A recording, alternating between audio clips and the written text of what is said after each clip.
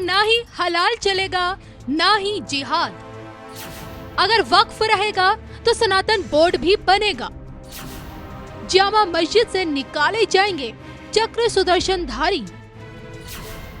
हिंदू तीर्थों को अपवित्र करने की मिलेगी सजा।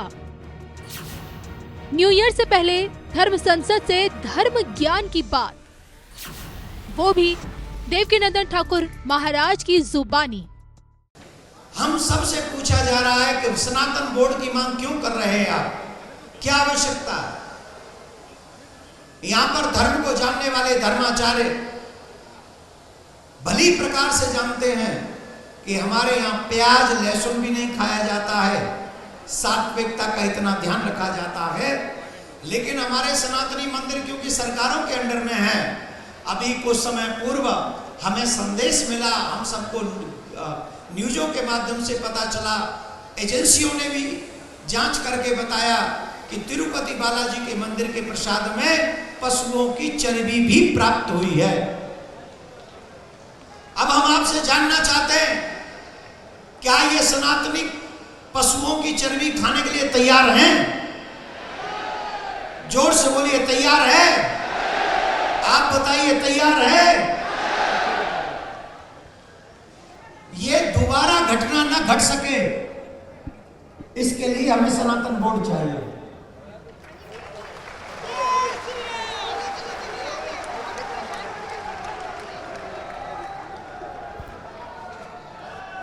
दूसरी बात,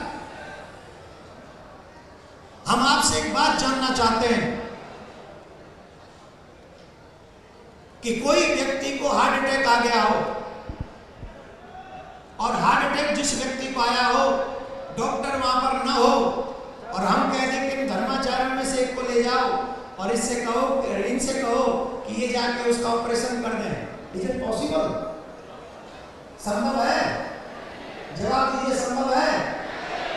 तो जब एक धर्माचार्य किसी का ऑपरेशन नहीं कर सकता तो सरकारी ऑफिसर हमारे मंदिर की व्यवस्था कैसे कर सकता है, जिसे का भी नहीं पता? इतने धीरे बोलोगे तुम्हारी आवाज नहीं जाएगी सरकार में, इतना जोर से बोलोगे सरकार तक पहुंचेगा, समाज तक पहुंचे हमारी आवाज। जूम कम करके पीछे पीछे जूम कम करो, जूम कम करो। बोलना पड़ेगा और जोर से बोलना पड़ेगा। नहीं, बैठ के बोलना है, खड़े होकर नहीं बोलना है। जो खड़े हैं वो व्यवस्था कर रहे हैं और जो बैठे वो सच्चे सनातनी हैं। आज बैठ जाइए पूरे दिन और इतना जम के बैठिए, जो लोग बैठे हैं, अब मुझे नाम नहीं लेना है, वो हमारी आवाज को सुने बगैर न रह सके, उन्हें हमारी आवाज सुननी पड़ेगी, पूरी सुननी पड़ेगी। दूसरा, अगर सनातन बोर्ड का गठन होगा तो गुरुकुल परंपराएं जो नष्ट हो चुकी है उन्हें जागरूक किया जाए। हमारी गौ माता, गौशालाएं, जो गौ माता इतना दुख पा रही है, वो गौ माता की सेवा गौशालाएं बनाई जाएंगी। और जो लोग धन के अभाव में धर्म परिवर्तन कर रहे हैं, हम उनको धन की सेवा देकर उनका धर्म परिवर्तन रोकना चाहते हैं सनातन बोर्ड के माध्यम से। घटता हुआ हिंदू भारत के लिए खतरा है, इसलिए हिंदू घटना नहीं चाहिए, हिंदू बढ़ते रहना चाहिए। इसकी जिम्मेदारी हमारी है।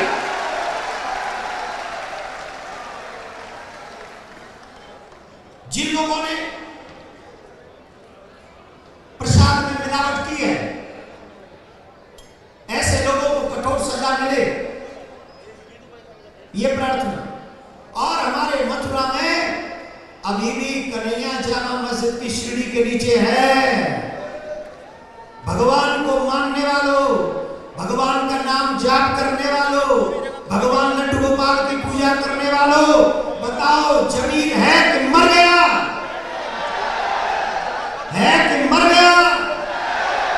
और अगर जमीर है तो अपने ठाकुर जी को जामा मस्जिद की सीढ़ी से लाकर मथुरा में कन्हैया का भव्य दिव्य मंदिर बनाए। इसके लिए धर्म संसद यहाँ पर बैठे।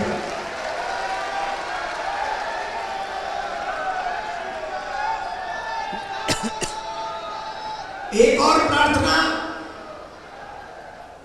3 मुद्दे हो गए, सनातन बोर्ड का निर्माण, कृष्ण भूमि के मंदिर का निर्माण, तीसरा जिन्होंने प्रसाद में मिलावट की है उन्हें सजा। एक और प्रार्थना सबसे है, हमारी हिंदू बच्चियों का विवाह हिंदू परिवारों में ही होना चाहिए, ऐसा नियम बने।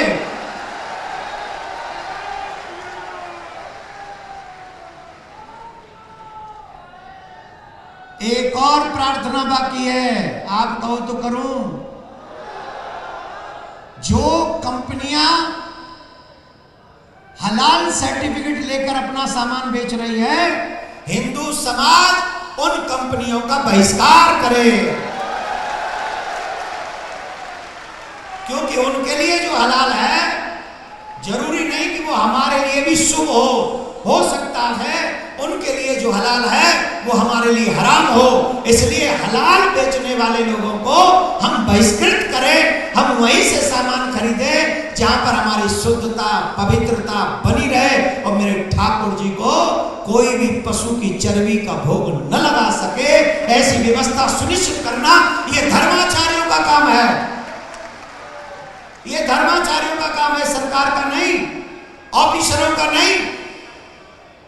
इसलिए आप सबसे जो मंचासीन धर्माचार्य है आपके श्री चरणों में, और जो सामने बैठे हैं संत वृंद उनके भी श्री चरणों में, और जो आज सच्चे सनातनी अपने सनातन की लाज बचाने के लिए आज इस कथा मंडप में उपस्थित हैं, उनके भी चरणों में ये प्रार्थना करने आया हूं, अभी नहीं तो अभी नहीं तो अभी नहीं तो। एक और बात लगाइए नारा, मैं कहूंगा एक नारा दे रहा हूं, सुन लीजिए। बहुत सहेलियां अब न सहेंगे, हिंदू हक अब लेके रहेंगे। ये नारा आप सबको लगाना है। मैं कहूंगा बहुत सहेलियां, आप क्या कहेंगे? और हिंदू हक इतनी जोर से बोलना कि तुम्हारी आवाज हिंदुस्तान की राजधानी तक नहीं, पाकिस्तान की राजधानी तक चली जाए। बहुत सहेलियां, बहुत सहेलियां, हिंदू हक, बहुत सहेलियां, हिंदू हक, बहुत सहेलियां, हिंदू हक। अब हम बटेंगे नहीं